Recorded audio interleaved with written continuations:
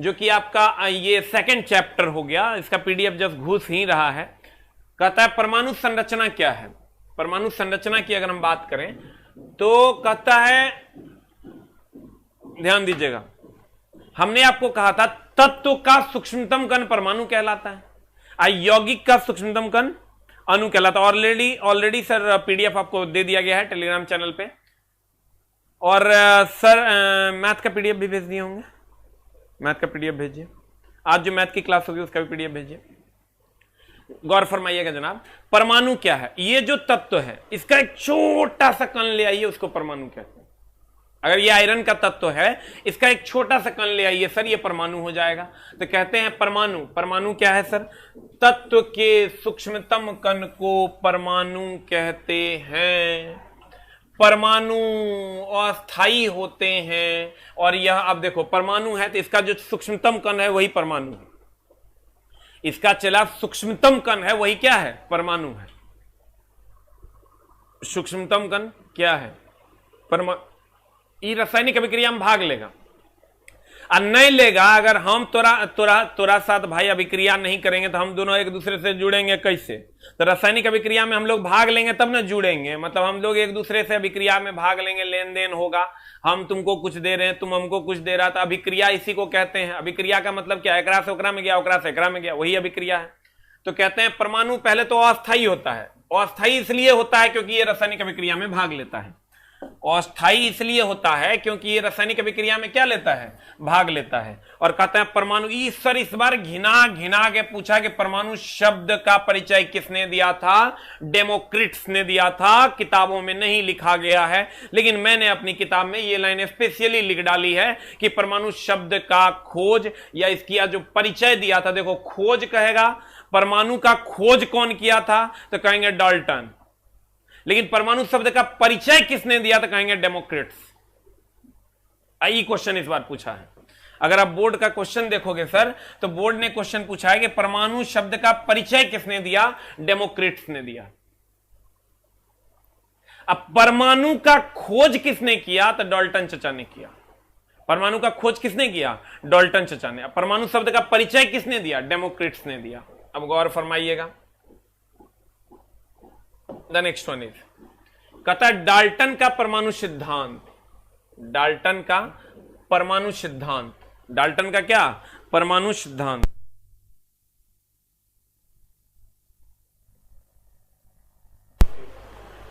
कहता है डाल्टन का परमाणु सिद्धांत। अब डाल्टन का परमाणु सिद्धांत क्या था? डाल्टन चचा कहते, देखो डेमोक्रिट्स ने सिर्फ क्या किया था? डेमोक्रिट्स और डाल्टन में कंफ्यूजन ना मत। परमाणु शब्द का परिचय दिया था डेमोक्रिट्स ने।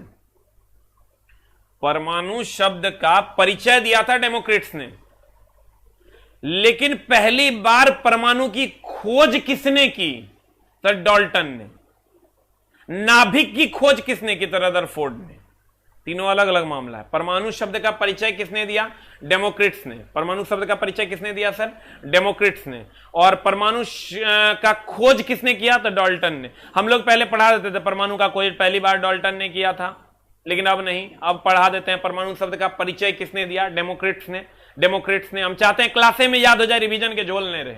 अब सिलेबस कैसे कंप्लीट होगा वो हमारा ऊपर छोड़ दो। अब डाल्टन ने क्या कहा? डाल्टन कहता था ना कि कोई भी परमाणु जो है ना अविभाज्य है, परमाणु को विभाजित नहीं किया जा सकता।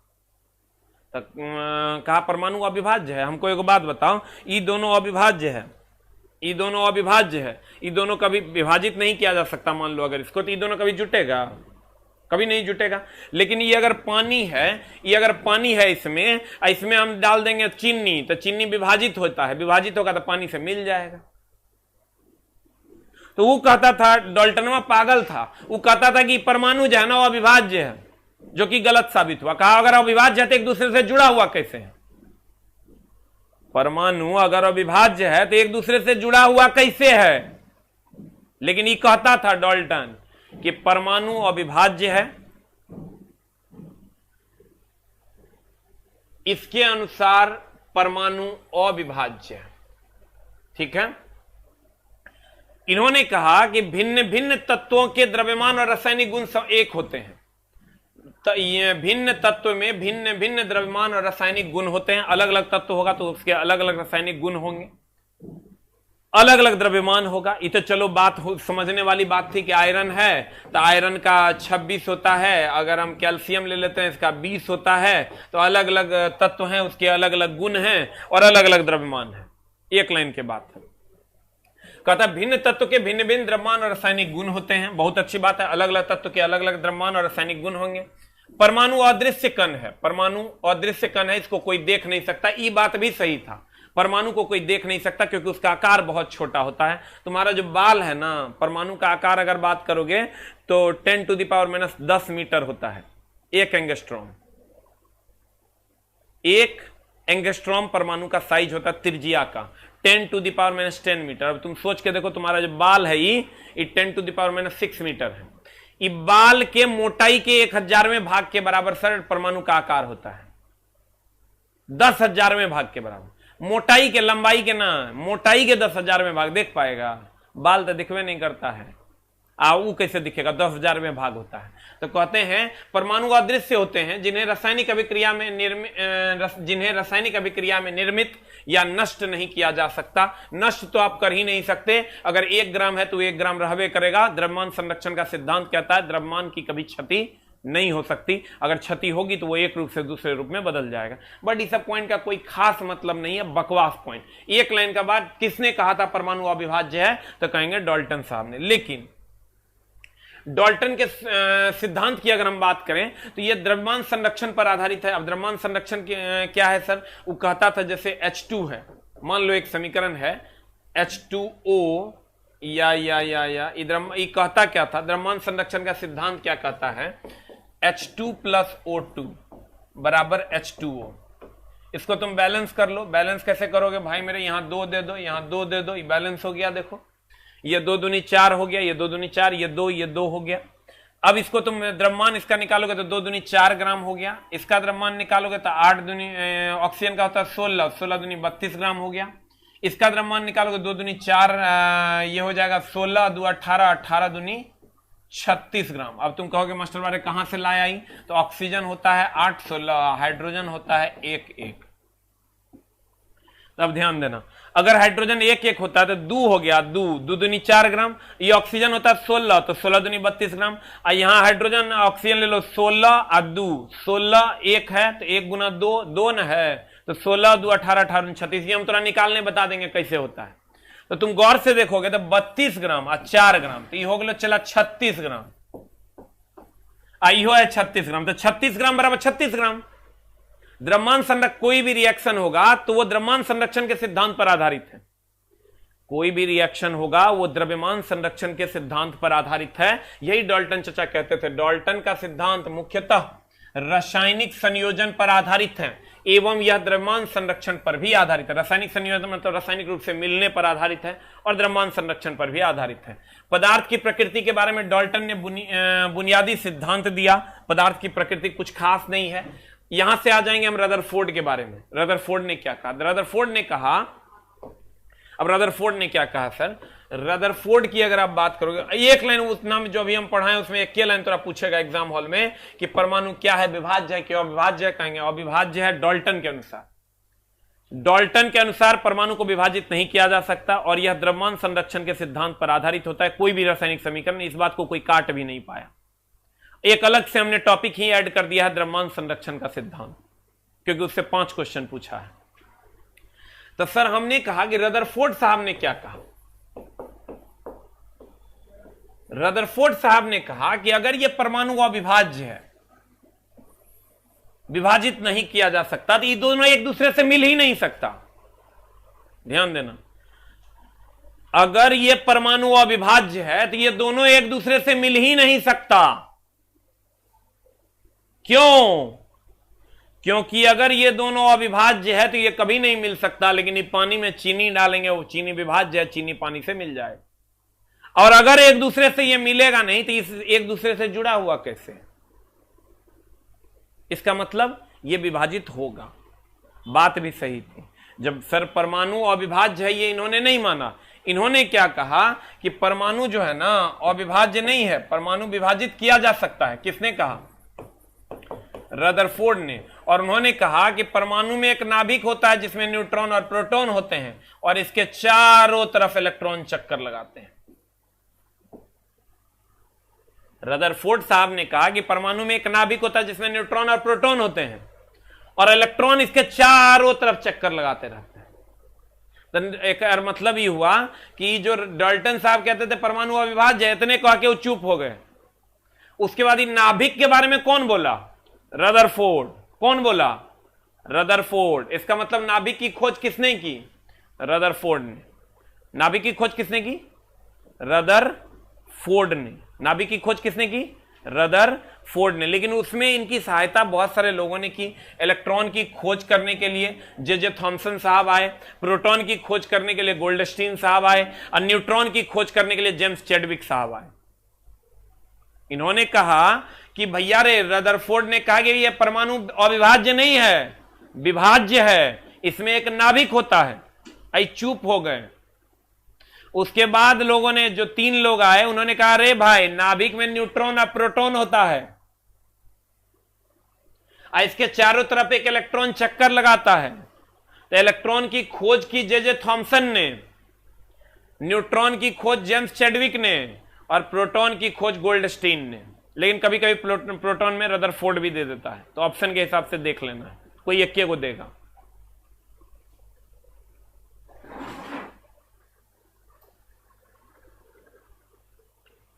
अब ध्यान दीजिएगा, हमने आपको कहा सर कि अगर ये न्यूट्रॉन और प्रोटॉन नाभिक में है, इलेक्ट्रॉन चक्कर लगाता है, तो ये नाभिक की बात रदरफोर्ड ने कही। डाल्टन कहता था परमाणु अविभाज्य है। नाभिक की बात किसने कही? किसने कही? रदरफोर्ड ने कही। लेकिन ये इलेक्ट्रॉन, प्रोटॉन, न्यूट्रॉन का खोज अलग अलग आदमी किया। इलेक्ट्रॉन का खोज जे थॉमसन साहब किए, न्यूट्रॉन का खोज जेम्स चैडविक साहब किए, अब प्रोटॉन की खोज गोल्डस्टीन साहब किए। अब मामला क्या था? उनके अनुसार, ध्यान दीजिएगा, रदरफोर्ड ने कहा ये जो नाभिक है, ये जो नाभिक के चारों तरफ जो वृत्ताकार पथ है, उसे उन्होंने कक्षा कहा। ये चला कक्षा, उपकक्षा, कक्षक में बड़ा डाउट होता है। सेल, सब सेल, ऑर्बिटल, बहुत ज्यादा डाउट होता है, लेकिन हम उसका इलाज कर देंगे, टेंशन नहीं लेना है। यहां से यहां तक ये जो त्रिज्या है, इसकी त्रिज्या होती है 10 टू द पावर, ध्यान देना, -15 मीटर, जिसको हम 1 फर्मी या फेम्टो कहते हैं। ये हो गया नाभिक। ये तो नाभिक ना है, ये क्या है? चला, ये नाभिक है और ये है हमारा परमाणु। तो परमाणु की जो त्रिज्या होती है, ये जो परमाणु की त्रिज्या होती है, ये परमाणु की त्रिज्या होती है 10 टू द पावर -10 मीटर, जिसको हम 1 एंगस्ट्रॉम कहते हैं। ये पूरा का पूरा 10 टू द पावर -15 मीटर, ये पूरा का पूरा 10 टू द पावर -10 मीटर, और ये जो बीच का गैप होता है भाई मेरे, ये है -15, ये है -10, तो ये दोनों के बीच का जो गैप है ये होता है 10 टू द पावर -5। ध्यान देना, नाभिक की त्रिज्या 10 to the power -15 metre 1 fermi या 1 फेम्टो होता है। परमाणु की त्रिज्या 10 टू द पावर -10 मीटर या 1 एंगस्ट्रॉम होता है। इसमें बच्चा बड़ा कंफ्यूज करता है। जैसे तुमको देगा ना परमाणु की त्रिज्या, एक ऑप्शन दे देगा 10 टू द पावर -15, एक दे देगा 10 टू द पावर -10, तू चल जाए बोरा में, तेरा पता ही नहीं चलेगा की मारे। कंफ्यूजन, हम बताते हैं कंफ्यूजन के जुगाड़। ये दोनों में कंफ्यूजियाना मत कि केकर 10 टू द पावर -10 मीटर होगा, केकर 10 टू द पावर -15 मीटर होगा। इसलिए कि ये जो माइनस पावर में जितना बड़ा होगा उतना छोटा होगा, और जितना छोटा होगा उतना बड़ा होगा। यानी अगर नाभिक की कहे तो नाभिक छोटा है, तो छोटा है तो पावर बढ़ा लो। अब परमाणु की कहे तो परमाणु के आकार बड़ा है, तो बड़ा है तो पावर छोटा लो, चूंकि माइनस में है।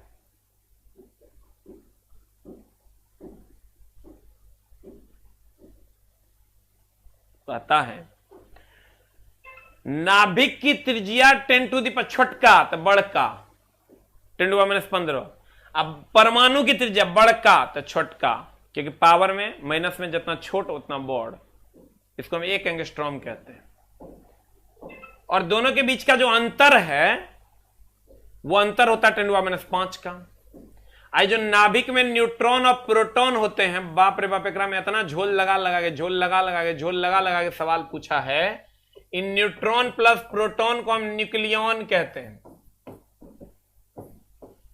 तेरी गलियां न्यूक्लियॉन कहते हैं। क्या कहते हैं? चला, न्यूट्रॉन और प्रोटॉन के सम्मिलित रूप को न्यूक्लियॉन कहते हैं। ठीक बा? बोलो ना, बोलेगा कैसे? तो बोलिए नहीं सकता। न्यूट्रॉन और प्रोटॉन के सम्मिलित रूप को हम क्या कहते हैं? न्यूक्लियॉन कहते हैं। या कभी कभी न्यूक्लियॉन के जगह पर चला नाभिके दे देता है। नाभिक का द्रव्यमान क्या होगा? तो नाभिक का द्रव्यमान मतलब न्यूट्रॉन और प्रोटॉन दोनों को जोड़ दो। क्वेश्चन आएगा, तुम बनाएगा तो पता चलेगा। हमने क्या कहा सर? रदरफोर्ड चचा कहे थे कि भैया 3 गो मौलिक कण है, न्यूट्रॉन, प्रोटॉन और इलेक्ट्रॉन, यही 3 गो मौलिक है, कर अलावा कुछ नहीं है। और न्यूट्रॉन और प्रोटॉन नाभिक में होता है और इलेक्ट्रॉन चक्कर लगाते हैं। नाभिक में छोटका त्रिज्या तो बड़का वैल्यू, अब परमाणु के बड़का त्रिज्या तो छोटका वैल्यू। ठीक बा? बोला ना हो। अब देखिए, चलते हैं रदरफोर्ड चचा के थ्योरी पे। रदरफोर्ड का नाभिकीय सिद्धांत, इसके अनुसार परमाणु विभाज्य है। ये कहता था विभाजित नहीं है, तो रिएक्शन किया कैसे, एक दूसरे से जुड़ा कैसे? पत्थर एक दूसरे से नहीं जुड़ सकता क्योंकि वो अविभाज्य है। चीनी ही पानी से जुड़ सकता है क्योंकि चीनी विभाज्य है। बोला ना हो राजा। कहते हैं इसके अनुसार परमाणु विभाज्य है ना, जिसमें एक नाभिक होता है। बहुत अच्छी बात है, होवे करता है ये नाभिक। परमाणु के नाभिक में प्रोटॉन तथा न्यूट्रॉन होता है। कहां हम झूठ कह रहे हैं? हम झूठ बोल रहे थे रे, कहिए तो रहा है। तथा इसे एक साथ न्यूक्लियॉन कहते हैं। परमाणु के नाभिक में न्यूट्रॉन और प्रोटॉन होते हैं, इसे एक साथ क्या कहते हैं? इसे एक साथ न्यूक्लियॉन कहते हैं। ठीक बा? द नेक्स्ट कहता है नाभिक के चारों ओर, आहो राजा, न्यूट्रॉन और प्रोटॉन, इसके चारों ओर इलेक्ट्रॉन जिसमें चक्कर लगाती है उसे हम क्या कहते हैं? कक्षा कहते हैं। कहता है नाभिक के चारों ओर इलेक्ट्रॉन चक्कर लगाता है। जिस पथ पर चक्कर लगाता है उसे कक्षा कहते हैं। जिस पथ पर चक्कर लगाता है उसे क्या कहते हैं? कक्षा कहते हैं। परमाणु अविभाज्य नहीं है, ये डल्टनवा कह रहा था। रदरफोर्ड ने कहा परमाणु विभाज्य है, और कहा उसमें नाभिक होता है जिसमें न्यूट्रॉन और प्रोटॉन होता है, जिसको एक साथ न्यूक्लियॉन कहते हैं। या कभी कभी न्यूक्लियॉन नहीं देके अब नया फॉर्मेट में नाभिक दे रहा है। और नाभिक की त्रिज्या छोटका 10 टू द बड़का -15, परमाणु के त्रिज्या बड़का 10 टू द छोटका -10। अभी खोजा कैसे? इसको हम रदरफोर्ड का स्कैटरिंग इफेक्ट कहते हैं। उन्होंने क्या किया सर? अल्फा कण को एक सोने के, ये स्वर्ण पत्थर है, ये स्वर्ण पत्र है। पत्र समझता है रे, सीट कह सकता है, पतली फिल्म, पतली परत। सोने की एक पतली परत से अल्फा कण को गुजारा तो देखा कि कुछ किरणें सीधी चली गई, कुछ किरणें थोड़ी मुड़ गई, अब कुछ किरणें तो पूरी की पूरी मुड़ गई। कुछ किरणें सीधी चली गई, कुछ किरणें मुड़ गई, कुछ किरणें जो है अपने पथ पर सीधे मुड़ गई। तो कहा यहां से मुड़ा है, इसका मतलब कोई ना कोई ऑब्स्टेकल है यहां पे। तो तुमको क्वेश्चन ये सब नहीं पूछेगा, तुमको क्वेश्चन पूछेगा कौन कण भेजा था, तो कहेंगे अल्फा कण। अब देखो क्या हुआ, अगर यहां पर मान लो नाभिक नहीं रहता तो ये कण सीधे निकलता, तो नाभिक से टकरा के कण वापस आया, इसका मतलब कुछ ना कुछ यहां है। आज तक ये सब चीज कोई देखा नहीं है, कहां से देखेगा? बाल से भी 10,000 बाल के 10,000 में भाग के बराबर पतला है, छोटा है, कोई देख सकता है? कोई नहीं देखा, सब हाइपोथेटिकल है। क्लियर?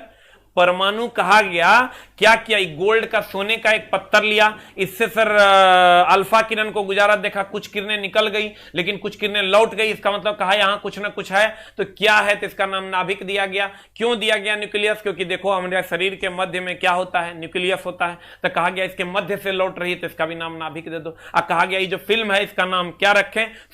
कौन सी फिल्म थी? स्वर्ण पत्थर। कहेगा रदरफोर्ड चचा ने जब नाभिक की खोज की, क्या चीज का प्लेट रखा था? कहेंगे सोना के प्लेट रखा था, पतला की मोटका, बहुत पैसा लगता पत्थर का।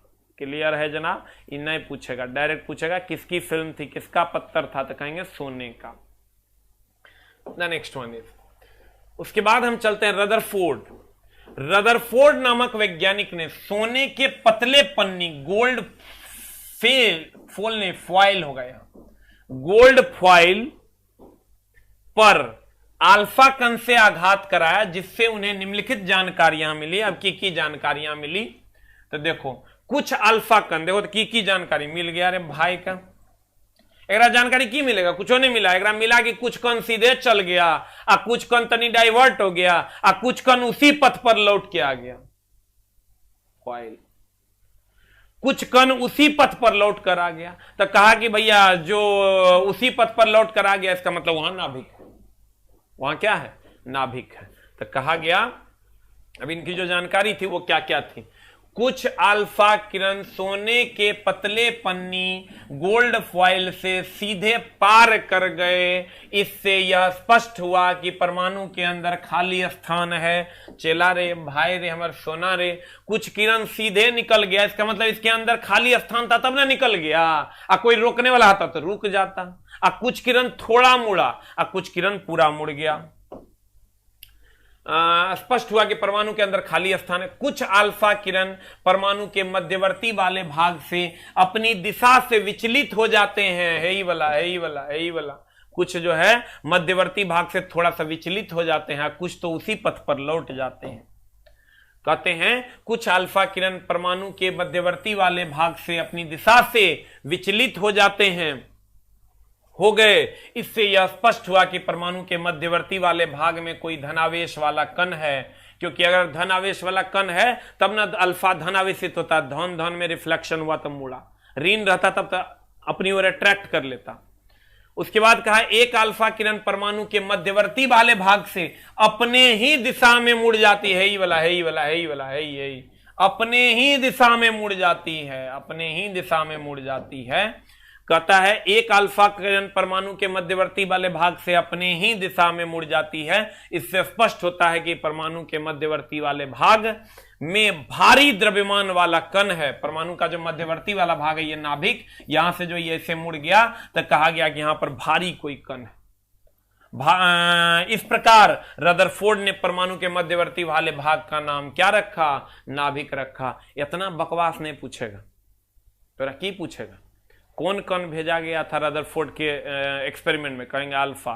कहेगा वो जो पतला फिल्म लिया था किसका? सोना का। बाद बाकी भूल ना जाओ तुम। कहेगा काहे तब पढ़ाए मास्टर, झूठे पढ़ा दिए, चला नहीं पढ़ाएंगे तो कहेगा बाप रे इतने में खत्म कर दिया। वो न बात है, तो कॉपी मिला था एक 3 पेज एक 4 पेज, तो एक आध को चला नहीं पढ़ा देंगे। इस सब किताब में लिखा रहे, तुम कहेगा देखा ये बात तो छोड़िए दिया, जबकि अगर कोई काम नहीं है हम लेकिन तुम्हारा बर्थडे नहीं बढ़ाएंगे। सर ये क्या किया? कुछ नहीं किया। अल्फा कण को भेजा सोने की पतली फिल्म से, तो देखा कि बहुत सारा कण सीधे चला गया, तो कहा इसके अंदर खाली स्थान है। और उसके बाद देखा कुछ कण जो है ऐसे डाइवर्ट हो गया, और कुछ कण डाइवर्ट हो गया तो कहा इसका मतलब अंदर में कोई ना कोई अवरोध होगा। और कुछ कण उसी पथ पर लौट गया तो कहा यहां अवरोध होबे करेगा, और वो अवरोध का नाम रख दिया नाभिक। या अल्लाह, क्लियर है? बोलो ना दे। उस अवरोध का नाम क्या रखा? नाभिक। एक को सेकंड तो और बर्बाद नहीं करेंगे, सिर्फ और सिर्फ पढ़ाई, कोई फालतू का बात नहीं। क्लियर? सिलेबस कैसे कंप्लीट होगा वो तो हमरा पे छोड़ दो। अब कहते हैं देखो, रदरफोर्ड ने बताया, की बताया होगा, यही सब बातें ही कर रहा था कि न्यूट्रॉन प्रोटॉन नाभिक में होता है, इलेक्ट्रॉन चक्कर लगाता, और की बता देगा, जुलुम थोड़े कर देगा। रदरफोर्ड ने बताया परमाणु के नाभिक के चारों ओर लगातार परिक्रमण करते रहते हैं। कहता रदरफोर्ड ने बताया कि परमाणु के नाभिक के चारों ओर लगातार परिक्रमण करते रहते हैं, जो कि गलत है। रदरफोर्ड ने बताया कि परमाणु के नाभिक के चारों ओर लगातार परिक्रमण करते रहते हैं। परमाणु के नाभिक के चारों ओर लगातार परिक्रमण करते हैं, लाइने के कोनो मतलब नहीं। कहता है और यह रदरफोर्ड का परमाणु मॉडल का दोष कहलाया। सर इन्होंने कहा कि परमाणु के नाभिक के चारों ओर जो है गति करता है, नहीं चला, कक्षा में गति करता है, ये इसका दोष था। बट इसका कोई काम नहीं है, कभी नहीं पूछेगा। दूसरे को बात, कथी कथी कथी कथी, एगो बात पूछता हूं, फॉइल किसका था? कहेंगे गोल्ड का। एगो बात और पूछेगा, कथी, कौन किरण से भेजा गया? कहेंगे अल्फा। कहेगा रदरफोर्ड ने इस एक्सपेरिमेंट से क्या खोजा? कहेंगे नाभिक। खत्म, कुछ ने पूछ तो एक बात, तीनों को पॉइंट। किस पूछा है? गोल्ड का पत्थर। ठीक है,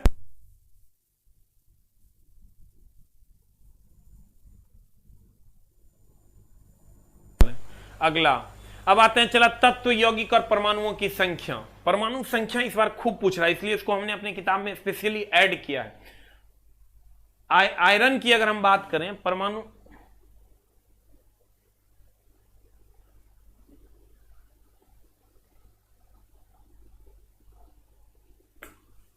देखिए, कहता तत्व यौगिक और परमाणु की संख्या। सर या इसी को हम परमाणु की संख्या गिनने वाला खूब पूछ रहा है, हम थोड़ा बता देते हैं कैसे गिनना है। ये तत्व, चूंकि तत्व के सूक्ष्मतम कण को परमाणु कहते हैं, इसलिए हमने इसको यहां रखा है। अगर मान लो ये कैल्शियम है, तो परमाणु की संख्या गिनोगे ना, परमाणु की संख्या गिनोगे तो एगो हुआ। अगर मैग्नीशियम है तो अकेले है तो एगो हुआ। CO2 है तो कै गो है? 2 और 1 3, तो 3 गो हो गया। O3 है तो कै गो हो गया? 3 गो। अगर Na2SO4 है तो कै गो हो गया? 4 1 5 और 2 7 गो। 4 1 5 और 2 7। ये सोडियम अकेले है, Na सोडियम होता है, अगर 1 और 2 मत गिन लेना। 4 1 5 और 2 7 गो।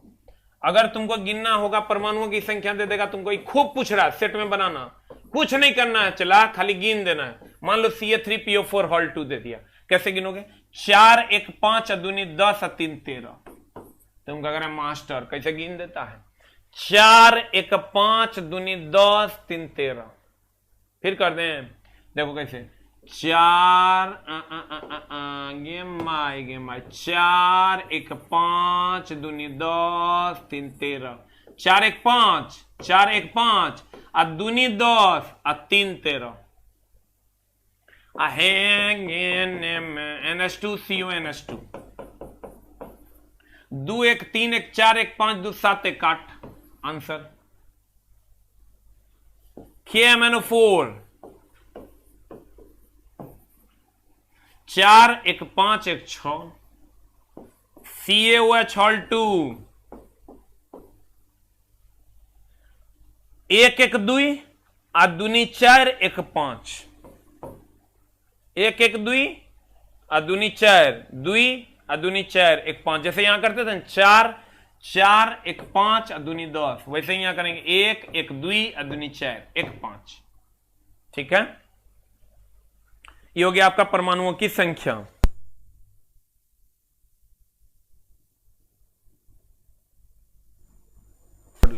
हेलो, अब यहां देखिए सर, परमाणुओं की संख्या गिनने के लिए अभी आपको खूब पूछ रहा है प्रश्न। कहता है आयरन, परमाणुओं की संख्या है 1।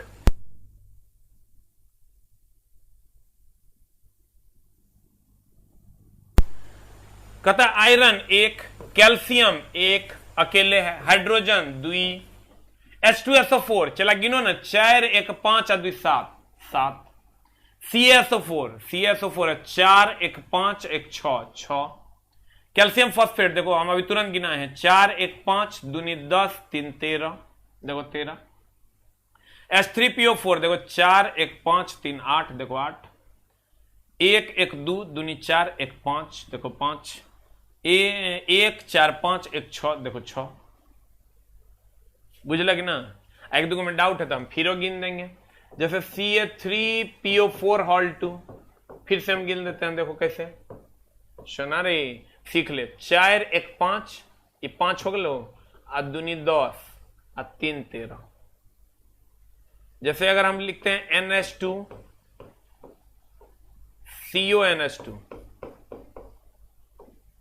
गिन लेंगे 2 1 3 1 4 1 5 2 7 1 8 अगर हमको देता है ALOH हॉल 3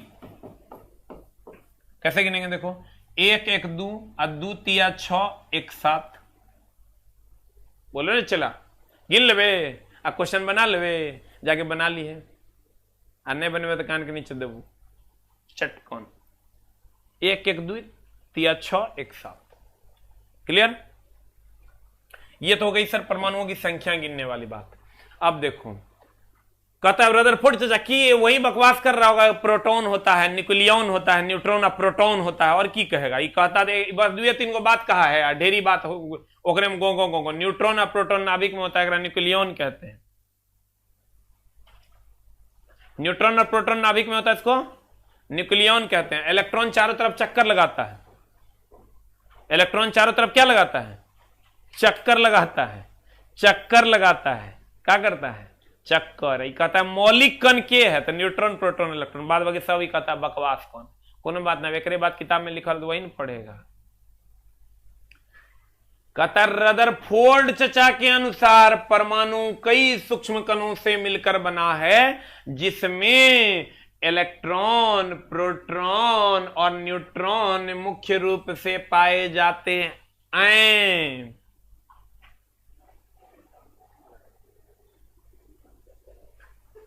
अब देखो कहता मुख्य रूप से पाए जाते हैं। रदरफोर्ड ने नाभिक की खोज की बहुत बढ़िया बात है रे चचा तू ही तो नाभिक के खोज किया सोना के पत्थर उतना महंगा था गरीबी था सोना के पत्थर लाके खोजा बेचारा चलो दे दिए इसको क्रेडिट जिसमें परमाणु के प्रोटॉन तथा न्यूट्रॉन उपस्थित रहते हैं क्या जिसमें मतलब नाभिक में न्यूट्रॉन और प्रोटॉन उपस्थित रहते हैं जिन्हें एक साथ न्यूक्लियन कहा जाता है। लेकिन अब ना क्वेश्चन के टर्म बदल देता है न्यूक्लियन की जगह नाभिक लिख देता है हम तो जान लेगी नाभिक का तो न्यूक्लियन कहते हैं नाभिक को की कहते हैं चला न्यूक्लियन नाभिक को की कहते हैं न्यूक्लियन नाभिक को की कहते हैं चला न्यूक्लियन नाभिक को की कहते हैं न्यूक्लियन। एक बार कमेंट्स तो दिखाओ तनी चलवा सब की लिख रहा है। हाँ सर नोटिफिकेशन क्यों नहीं देते ये कभी कभार होगा 10-15 मिनट लेट आप कान के नीचे दबो टेलीग्राम पे जब नोटिस दे दिए हैं हम ऐप अंडर कंस्ट्रक्शन था सर वर्क अंडर कंस्ट्रक्शन था कुछ अपडेट चल रहा था उसमें लेट हो गया तो 10-15 मिनट कभी लेट होगा हमारा गर्दन 99 टका में काट के लेगा दे खून चढ़ा दे तो तब संतुष्टि होगा काली माई के नाना है तू दुष्ट कहीं का 10 मिनट लेटे हो जाए तू प्रधानमंत्री के नाना हो गए रे। क्या क्या लिखे हैं तनी देखे हम अभी तो नीचे था टेलीग्राम पे पता नहीं चला पता करो तब ना पता चलेगा जब भी मेरे क्लास में लेट हो तो कृपया मेरे टेलीग्राम पे सर्च मारें। हम सबका कमेंट देख रहे हैं आशीष यादव जी आपका तो कमेंट एकदम हम देखिए रहे हैं राम राम की लिखा है इलेक्ट्रॉन कहाँ है हमारे जेब में है आओ तुरा देते हैं ठीक बा कभी कभार ऐसा होगा चला बोलो अब केकरा की समस्या हम देख रहे हैं बुक कब मिलेगा बुक रुक ना बुक बता देंगे कल तक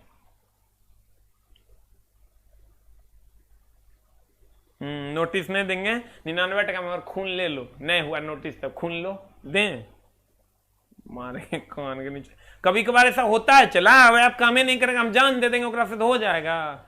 तुम जैसे क्लास में लेट हो फोन नहीं करना है सीधा टेलीग्राम खोल देना भाई हमारे तुरंत भाई का मैसेज मिल जाएगा एकदम हम तुरंत 355 में मैसेज डलवा दिए हैं। अब देखो तो कहते हैं अगला पे चलते हैं चला कि नाभिक की त्रिज्या कितनी होती है। देखो चला, नाभिक की त्रिज्या कितनी, 10⁻⁻15 मीटर, 1 फर्मी या फेम्टो। परमाणु की त्रिज्या कितनी, 10⁻10 मीटर, 1 एंगस्ट्रॉम। परमाणु की त्रिज्या तथा नाभिक की त्रिज्या में अंतर कितना, 10⁻5 मीटर। बस 5 मिनट बैठिए ना। अगर हम बात करें नाभिक की त्रिज्या की तो 10⁻15 मीटर, 10⁻15 मीटर मतलब बोले तो 1 फर्मी या फेम्टो हो जाएगा आपका। और अगर हम परमाणु की त्रिज्या की बात करें 10⁻10 मीटर, छोटका के बड़का, बड़का के छोटका, बुझल कि ना, छोटका के बड़का अब बड़का के छोटका। काहे, माइनस में पावर जितना ज्यादा होगा उतना कम होगा, अब माइनस में जितना पावर कम होगा उतना ज्यादा होगा। तो जैसे कहेगा परमाणु, परमाणु कहेगा मतलब समझ लो बड़का, अब बड़का मतलब पावर छोटका यानी 10⁻10 मीटर। अब नाभिक कहेगा तो नाभिक छोटका, छोटका मतलब वैल्यू बड़का, काहे कि माइनस में है तो 10⁻15 मीटर। और 10⁻15 को कहते हैं 1 फेम्टो। तो कहते हैं नाभिक की त्रिज्या 10⁻15 मीटर, 1 फर्मी या फेम्टो। परमाणु की त्रिज्या 10⁻10 मीटर, दैट इज 1 एंगस्ट्रॉम। बोलो ना रे। अगर हम परमाणु की त्रिज्या तथा नाभिक की त्रिज्या में अंतर करेंगे चला तो 10⁻15 10⁻10 में कितने का अंतर है, 10⁻5 मीटर का अंतर है। आइए देख लो, हम लिख दिए न्यूट्रॉन और प्रोटॉन, न्यूट्रॉन प्लस प्रोटॉन को न्यूक्लियन कहते हैं। लेकिन करंट ट्रेंड में क्वेश्चन में नहीं पूछ रहा है, क्वेश्चन में की पूछ रहा है, नाभिक। तो तुम क्या कह रहे मास्टर, तू पढ़ाया न्यूक्लियन, नाभिक कहने से आ गया, कहने से आया, अभी हम बता रहे हैं ना, ध्यान में है रख लो। तो न्यूक्लियन को ही हम नाभिक कहते हैं, काहे नहीं कहेंगे, यही तो नाभिक है। बोलो ना रे। अब यहां से आते हैं चला, यही बात यहां लिखल है एंगस्ट्रॉम में, यही बात यहां लिखल है फर्मी में। तो अब मामला क्या है, देखो अगर हम बात करें, रदरफोर्ड चचा ने कुछ और बातें कही। रदरफोर्ड चचा ने क्या कहा, उन्होंने कहा ना कि देखो ये इलेक्ट्रॉन तो चक्कर लगाता है, बहुत अच्छी बात है, और न्यूट्रॉन और प्रोटॉन जो है ये नाभिक में रहता है। कहा परमाणु का संपूर्ण द्रव्यमान जो है ना वो नाभिक में केंद्रित होता है। कहा काहे, इलेक्ट्रॉन में भी तो द्रव्यमान होता है। कहा नहीं, एकर बनिस्पत ई दोनों मिला के बहुत ज्यादा द्रव्यमान होता है। तो कह देते हैं कि भैया यहां केंद्रित रहता है। जैसे अगर मान लेते हैं कि मोदी जी दिल्ली में रहते हैं, कभी कभार गुजरातों में जाते हैं, तो दिल्ली में ही केंद्रित है ये कह सकते हैं, लेकिन कभी कभार गुजरात जाते तो माइनस करके चले, द्रव्यमान एकरो होता है। लेकिन सबसे ज्यादा चूंकि यहां दोनों है तो द्रव्यमान हम कहेंगे कि यहीं पर केंद्रित है। मोदी जी दिल्ली में केंद्रित है, वो अलग बात है कि वो गुजरात भी जाते हैं। कहने का मतलब यह हुआ, कहेगा परमाणु का संपूर्ण द्रव्यमान परमाणु में केंद्रित है, ना नाभिक में केंद्रित।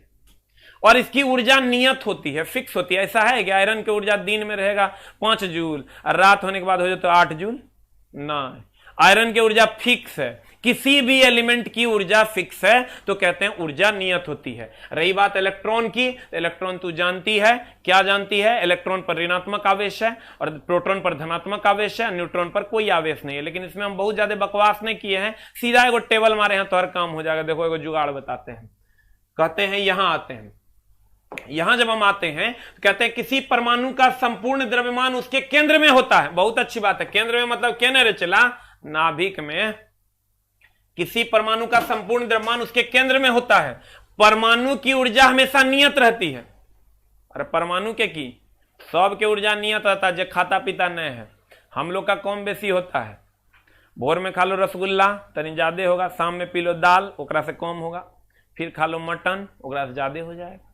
ये कम ज्यादा होता है। लेकिन लोहा वो कुछ खाता पीता है, ओकर ऊर्जा फिक्स है, नियत रहता है। तो कहते हैं परमाणु की ऊर्जा हमेशा नियत रहती है। इलेक्ट्रॉन, प्रोटॉन और न्यूट्रॉन को मौलिक कण कहते हैं। हम 1956 में तोरा बता दिए थे कि इलेक्ट्रॉन, प्रोटॉन, न्यूट्रॉन को मौलिक कण कहते हैं, बेसिक फंडामेंटल। कहिएगा काहे रे मास्टर, एकरे काहे का पॉजिट्रॉनो था, न्यूट्रिनो था, ओकरा काहे नहीं कहा? कहा कि भैया बेस यही था, इसी के ध्यान में रखते हुए अदर तत्वों की खोज हुई। क्लियर? कहते हैं इलेक्ट्रॉन, प्रोटॉन और न्यूट्रॉन को मौलिक कण कहते हैं। परमाणु में इलेक्ट्रॉन की ऊर्जा हमेशा इलेक्ट्रॉन, इलेक्ट्रॉन रे, इलेक्ट्रॉन रे, इलेक्ट्रॉन रे, इलेक्ट्रॉन रे, इलेक्ट्रॉन बोले तो कथी निगेटिव चार्ज, तो अगर ऊर्जा कैसा होगा तो कहेंगे ऋणात्मक। क्लियर? आप प्रोटॉन के कह देगा तो कहेंगे धनात्मक, न्यूट्रॉन के कह देगा कोई चार्ज नहीं होता, कहबे नहीं करेगा। क्लियर? अब देखो द नेक्स्ट वन, ये वो लिस्ट हम बना के दे दिए हैं। पहले क्या था चला, इसमें ना बड़ा झोल था, झोल देखो कहां कहां है, तुमको ध्यान में क्या क्या रखना है। इसमें जब तुम बुक्स वगैरह पढ़ोगे ना तो हेतना मिलेगा, लेकिन हमने देखा कि सवाल पूछिए नहीं रहा है, जकरा से वो पढ़ाएंगे का है। तुम कह रहे मास्टर तू ही जानता है, आप पूछ दिया था, नहीं पूछेगा। तुम कहेगा पूछ दिया था, दूसर किताब में रट लो। क्लियर? अब लेकिन पूछेगा ना, एक 150% की गारंटी है। अगर हमरा पे विश्वास है तो मत पढ़ना, क्योंकि वैल्यू तू याद नहीं कर पाएगा। तो तुमको जो हम दिए हैं इतने तुम याद करो, 3 3 6 3 9 3 12 3 15 3 18 18 तू याद कर ले तो बेड़ा पार है चला। न तेरा मन है 26 याद करेगा, 1.5 महीना बचल है, वो ध्यान में रखना। इलेक्ट्रॉन पर चार्ज E-, प्रोटॉन को P, न्यूट्रॉन को N से डिनोट करते हैं। इसका जो आवेश है आपके सामने है, इस वैल्यू को दिल करे तो याद करो, ना दिल करे तैयो याद करो, ना तो मामला गड़बड़ हो जातो। सापेक्षिक आवेश दिल करे तो याद करे, ना छोड़ दो। द्रव्यमान इन kg एकदम याद करो, इहो याद करो, इहो याद करो, ये तो तोरा यादे होगा। अब लगभग द्रव्यमान म्यू, ये ना याद करना है, खोजकर्ता खूब पूछ रहा है। जे थॉमसन, एकरा में हम दोनों लिख दिए, देख लो, गोल्डस्टीन वो चचा के नाम है, रदरफोर्ड चचा के नाम। ये दोनों में तुम ध्यान क्या रखना, पहला ऑप्शन रदरफोर्ड ही मारना, ई नहीं रहेगा तब गोल्डस्टीन मारना। कभी कभी दे देता है, मामला गड़बड़ाएगा। चैडविक ये अकेले रहेगा, एकरा में 2 गो नहीं रहेगा। न्यूट्रॉन की खोज चैडविक ने की थी, इसका हम तुम कहेगा यहां गो कर दिया, फिर उसे बता तो रदरफोर्ड मारना, नहीं रहेगा तो गोल्डस्टीन मारना। की मारना? रदरफोर्ड। नहीं रहेगा तो की मारना? गोल्डस्टीन। क्लियर है? अब देखो बाकी तो जो बोले हैं वही याद करें। तो जब सर इलेक्ट्रॉन है, कैथोड एनोड जानती है, इलेक्ट्रॉन है तो ऑब्वियसली कैथोड है, तो उसको हम कैथोड किरण कहेंगे। कहता है इलेक्ट्रॉन को कैथोड किरण कहते हैं, तब प्रोटॉन को एनोड किरण कह दिए। कौन जुल्म हो गया? प्रोटॉन पर प्लस चार्ज होता है एनोड, तो एनोड कैथोड में साइड डाउट नहीं होना चाहिए। पहले ए होता है बाद में सी होता है, पहले पॉजिटिव होता है बाद में निगेटिव होता है, एकदम डाउट मत करना। एनोड की अगर हम बात करें तो पहले ए बाद में सी, पहले हम लोग कभी बोलते हैं निगेटिव पॉजिटिव, क्या बोलते हैं? Positive negative. तो पहले ए बाद में सी, तो पॉजिटिव निगेटिव। तो कहते हैं इलेक्ट्रॉन को कैथोड किरण, आप प्रोटॉन को एनोड किरण भी कहते हैं। और अगर हम बात करें इलेक्ट्रॉन और प्रोटॉन के आवेश की, तो तुम गौर से देखोगे तो दोनों का वैल्यू सेम होता है। ये भी होता है -1.602 × 10⁻19, ये भी होता है, यहां माइनस है यहां प्लस होता है, लेकिन मैग्नीट्यूड सेम होता है, यहां भी 1.6022 × 10⁻19। यानी दोनों जगह आवेश का मैग्नीट्यूड सेम होता है, परिमाण सेम होता है, लेकिन दिशा विपरीत होती है, एक माइनस होता है तो एक प्लस होता है। ये कोई नया बात नहीं है, कभी पूछेगा नहीं, झूठे लिख दिए हैं, किताब न है, लिखना पड़ता है। क्लियर है? चला ना तो तू कहेगा अरे मास्टरवा किताब तो 2 पेज में खत्म कर दिया, पूछबे नहीं करेगा। जे कह रहे हैं वही पूछेगा, ओकरे पढ़ के जाना। अब तुम कहेगा मास्टर बताओ की पूछेगा, एकरा में हम 3 गो तुमरा हाईलाइट करवा दिए हैं, एगो ई हाईलाइट करवा दिए, एगो ई हाईलाइट करवा दिए, एगो ई हाईलाइट करवा दिए, तीनों को कॉलम पूछना, 9 गो याद करके जाना। देखो 9 3 और 3 6 और 3 9 बोले नहीं याद करना, तो 18 के 9 कर दिए। चला अब देखो इलेक्ट्रॉन को कौन किरण कहते हैं, एक बार हम लोग सब शुरू से रिवीजन कर लेते हैं, गौर फरमाइएगा। कहते हैं इलेक्ट्रॉन की अगर हम बात करें, इलेक्ट्रॉन की अगर हम बात करें, इलेक्ट्रॉन की अगर हम बात करें तो इलेक्ट्रॉन और न्यूट्रॉन कहते हैं, इलेक्ट्रॉन प्रोटॉन न्यूट्रॉन को मौलिक कण कहते हैं। न्यूट्रॉन सबसे भारी है, इस पर अलग से चर्चा करेंगे। प्रोटॉन स्थायी कण है, आगे बढ़ गया। इलेक्ट्रॉन को कैथोड किरण कहते हैं, प्रोटॉन को एनोड किरण कहते हैं। इलेक्ट्रॉन प्रोटॉन पर आवेश का मान बराबर होता है, लेकिन एक दूसरे के विपरीत होता है। हम अभी तोरा देखेबे किए, ई प्लस माइनस हम बोले क्या याद करना है, उसमें किसी परमाणु के संपूर्ण द्रव्यमान कहां होता है, उसके केंद्र में होता है। परमाणु का ऊर्जा हमेशा नियत रहता है, किसी का भी ऊर्जा नियत रहता है, जो खाता पीता नहीं है। इलेक्ट्रॉन प्रोटॉन न्यूट्रॉन मौलिक कण है। अब परमाणु में इलेक्ट्रॉन की ऊर्जा हमेशा ऋणात्मक होगी, चूंकि माइनस चार्ज है। ये तो हम तरह बताइए दिए, छोटका के बड़का यानी -15, अब बड़का के छोटका यानी -10। अगला रदरफोर्ड के अनुसार परमाणु क्या है, ये बहुत सारे सूक्ष्म कणों से मिलकर बना है। इलेक्ट्रॉन प्रोटॉन न्यूट्रॉन कहते हैं, सब जानता है। न्यूट्रॉन प्रोटॉन नाभिक में, इलेक्ट्रॉन सर नाभिक के चारों ओर चक्कर लग रही, बउआ वाला चीज सब आज हम तरह पढ़ाए हैं, यही तुम 7th 8th क्लास से ही पढ़ रहा होगा। लेकिन ये परमाणु गिनने वाला, परमाणु के मामला जो है गिनने वाला, एक बढ़िया से गिनना। जैसे यहां गिनेगा ना तो 4 1 5 और 2 10 और 3 13, ब्रैकेट वाला को गिन लेना, अब ब्रैकेट के बाहर जो मामला होगा ओकरा से गुना कर देना आ एकरा साथ जोड़ देना। क्लियर? इसी तरह तुम परमाणु की संख्या गिन लेगा। फिर रदरफोर्ड डाल्टन में कुछ खास अंतर, डाल्टन कहता था विभाजित नहीं किया जा सकता है, लेकिन ऐसा कैसे हो जाएगा? अगर विभाजित नहीं करेंगे तो जो चीज विभाज्य नहीं वो कभी मिल नहीं सकता। जैसे दूगो पत्थर कभी आपस में मिल सकता है क्या? कभी नहीं मिल सकता, क्योंकि वो अविभाज्य है। लेकिन चीनी पानी में मिल जाएगा, क्यों मिलेगा? क्योंकि चीनी विभाज्य है। तो रदरफोर्ड चचा के कॉन्सेप्ट बहुत बढ़िया था, वो कहते थे परमाणु विभाज्य है। क्लियर? आगे की कार्रवाई अगली कक्षा में। नमस्कार, मिलते हैं 5:30 बजे मैथमेटिक्स की कक्षा में, जो कि आज आर.के. सिंह सर लेंगे, और 7:30 बजे मैं लेकर आ रहा हूँ साइंस आपके लिए, कुछ अच्छे प्रश्न। थैंक यू वेरी मच, खूब मन लगा के पढ़िए। मिलते हैं हम लोग 7:30 बजे। Thank you very much.